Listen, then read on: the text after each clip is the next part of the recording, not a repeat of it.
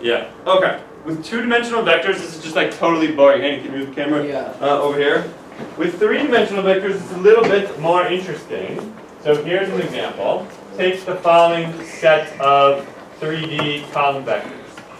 2, 1, negative 1, 1, negative 3, 1. And the other vector is 3, 5, negative 3. Okay. Let's call this vector U, call this vector V, and call this vector W. Is this set of vectors linearly dependent or linearly independent? Why independent? It has to be. Oh, of the others. You can use two. Others, yeah. Yeah, this is no longer just trivial from just looking at it, right? I can't tell. The question I need to ask is, okay, or maybe if the numbers are small and nice and you're like some kind of weirdo whiz kid, you can do it on your head. But generally speaking, not trivial in the sense that even though none of these vectors is a scalar multiple of the other one, it might be indeed that one of them is a scalar multiple of the other two. You actually have to do it. You guys with me? Yeah. Okay, so the question we're really asking is now we're metro lines, but now these are 3D metro lines. So in our futuristic space Jetsons world or whatever, in which we all have houses like 200 feet up in the air and whatnot, the question is we might want to build in our city a 3D metro line, which you run it one stop, it goes 2 in the x direction, 1 in the y direction, and down 1 in the z direction. This gets you all around the city. This one gets you in a certain different direction. The question is, does this vector, do I need to build this third metro line or not? Or can the third metro line just be found by taking some certain combination of the other two? Do you guys get this? Okay, solve the problem? Can we just say the answer? What? No. Hayden, do the problem. Yeah, I did it.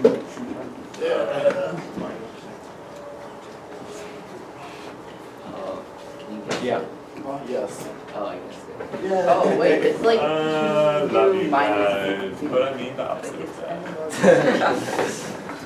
Okay, so I am converting this problem. I'm converting this problem. Stop for now. Tomorrow, everyone, just do the problem. I'm trying to convert.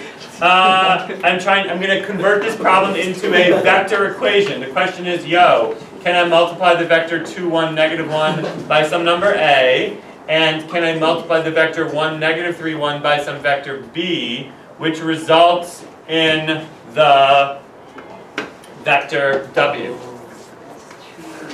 Well, obviously, what do I have here? This is a vector equation which gets naturally translated into a system of equations. This is really like, solve this system. And what are the features of this system? How do we classify this?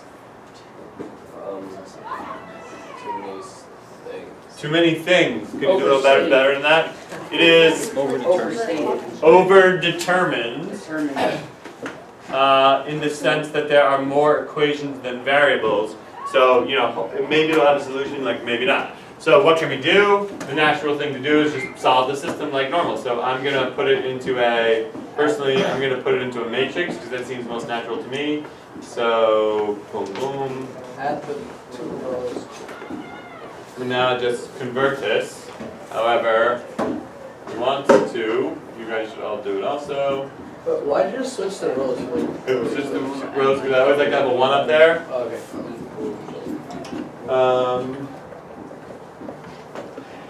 So we get one. And everything works out I need to go beautiful. faster. What is that? 7?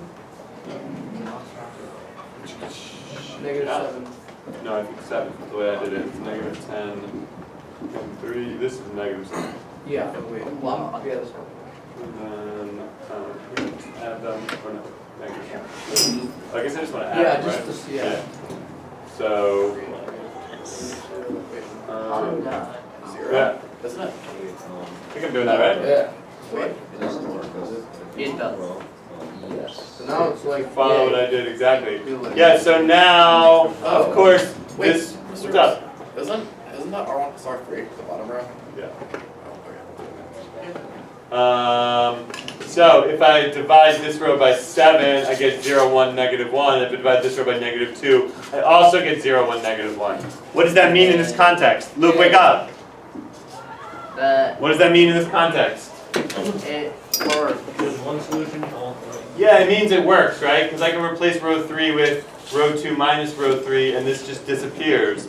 Now, like lazy thinkers might be like, oh, the row of all zeros, infinite solutions. But of course, no, that's not what that means in this case, right? Because in this case, since the system is overdetermined, if there's a row of all zeros, well, that means it does have a solution. In particular, the solution is that b is negative 1 and a is 2. All right. Well, congratulations. Also true. Congratulations, I do not need to build metro line W. Anytime I want to do a 3, 5, negative 3, I can just ride the U metro line twice and the V metro line backwards once, and that will give me 3, 5, negative 3. Therefore, what do we say about the set of vectors? It is linearly dependent. Wait, do you just think just this case? What about scalar multiples of any of the other two that you give 3? Or is that like talking about the same opposite? Vic asked a good question. As usual, someone answer it. No, Vic, so ask it again.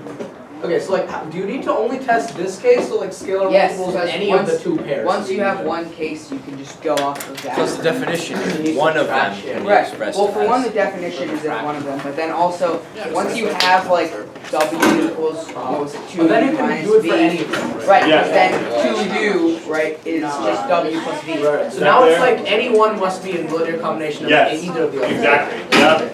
Yeah, I can express W, or I can express U, for example, as like, W minus V over 2. So you don't have to do like 3 systems. No, no. Okay, do this W one. plus V. Wait, so if the first one doesn't work, then none of them will work, right? Right, is that clear? Okay, yes. Because if you can't express one, then you can't express the other way. Yep. Okay, what happens now? Did you do it?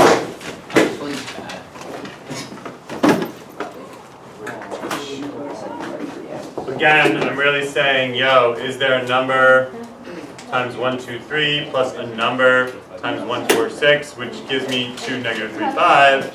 And the answer is, well, I don't know, let's find out. Set up a matrix. I have an overdetermined system of 3 equations in 2 variables, and then try to solve the system.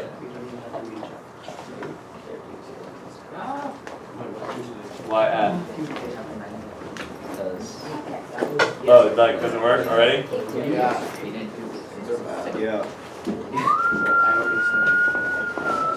You could just multiply the. Too late. Is that right?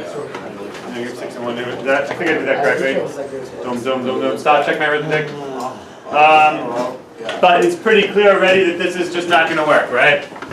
Because this gives me 1, 1, 2, 0, 1, negative 7 halves, 0, 1, negative a third.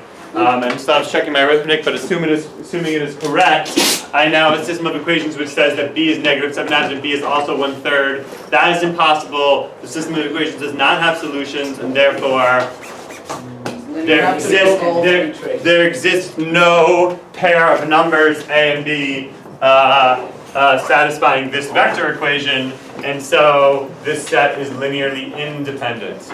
And therefore, I cannot get away with writing u and v to simulate w. So I need w, and actually where can I get to with all these 3 vectors? Anywhere in space. Oh, is there a definition? And that is a thing in linear algebra, that if n linearly independent vectors will span n space. So they do have to be. n dimensional linearly independent vectors will span n space. So if you want to get everywhere in 4 space, then you need 4 linearly independent 4-dimensional vectors. Does that make sense? Can't you say like, n plus 1. And then the other, yes, Always linearly. and that's another thing, that if you have n-dimensional vectors, one second, if you have n-dimensional vectors, then if you have, N plus sorry, 1. if you have a set of n-dimensional vectors and you have n plus 1 of them, then it must be linearly dependent, correct. Okay, bye 3 people that are watching at home maybe.